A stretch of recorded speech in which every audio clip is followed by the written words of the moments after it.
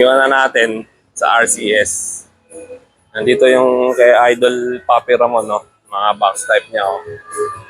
Ayun, no? Tsaka itong isa.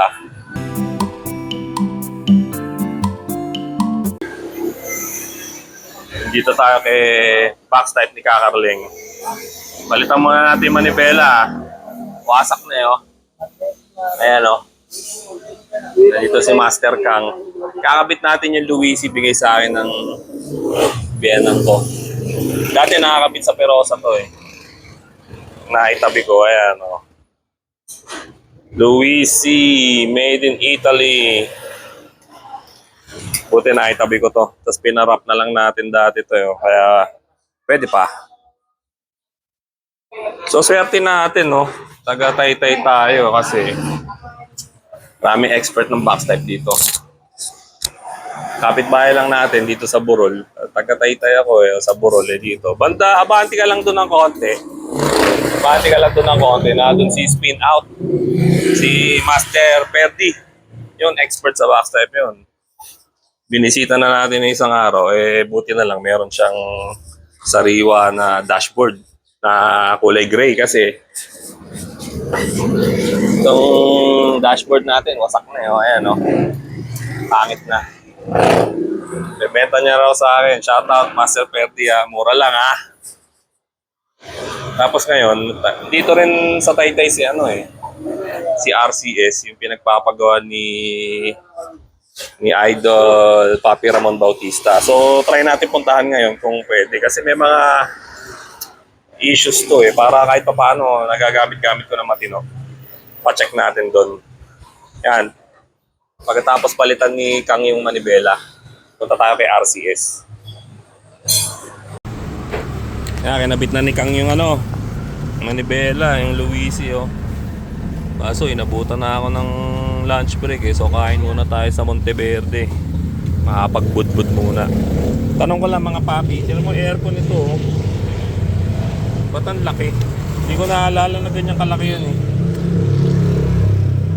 Ano ba dapat gawin dyan? Kain muna.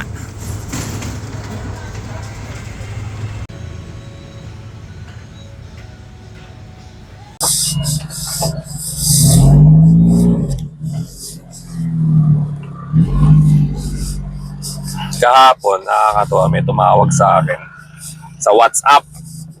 So sabi ko parang parang foreign number kasi WhatsApp. Ayun, true enough. Galing pang USA yung tumatawag. Kapag sagot ko, napanood daw niya yung vlog nitong box type. Kanya daw dati to ng siguro siya, fourth owner. 6 years sa kanya sa Baguio. 5 to 6 years daw. Mahal na mahal daw niya to coaching to.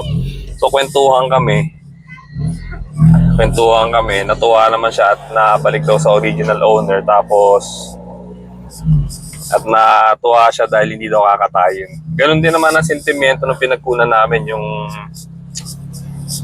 taga San Fernando. Wag lang daw makatay. So rest assured, maalagaan naman to. So yun, dami niya kinuwento. Siya na pala nagpalit ng 5-speed na transmission nito kasi originally 4-speed to, eh. Tapos siya na rin naglagay ng fender side mirrors. Although naiba kaysa doon sa sinend yung pictures, eh. Tapos siya rin nagpintura. Shoutout Sir Lawrence na nasa USA ngayon. Originally from Baguio. Ang pinampintura daw niya, Pilux.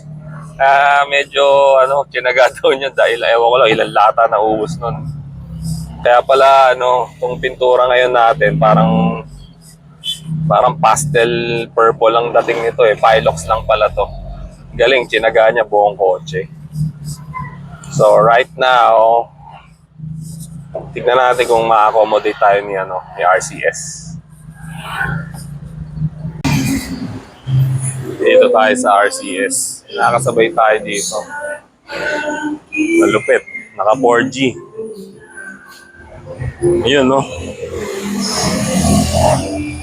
Turbo intercooler yata, no? Lupit. Aircon, ano, try balik sa orig, no? Wala po yan. Tapos mga tagas-tagas. Tambucho, naka-headers kaso ano eh, maingay, parang may butas. O ewan ko dahil sa dulo, o pandulo. Singaw. Singaw, oo. Tapos yung taillight sa likod, umiilaw mag-isa.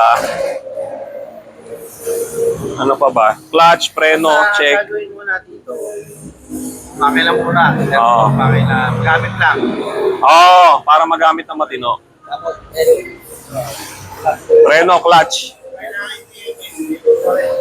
Ah, kailangan PMS. PMS na rin, oo. Kahit na rin. Langes, filter. Ewan ko yung mga fuel filter. Actually, wala pang ginagalaw talaga eh. Pinalitan ko lang. natin, sir. Oo. Oo. Iwan na natin to. Ito na yung sundo nating malupit na Wigo. Iwan na natin sa RCS. Nandito yung kay Idol Papi Ramon, no? Mga box type niya, oh. Ayun, oh. Tsaka itong isa. So, babalikan natin to. Sinabi na natin yung mga main issues. Tawagan na lang nila tayo.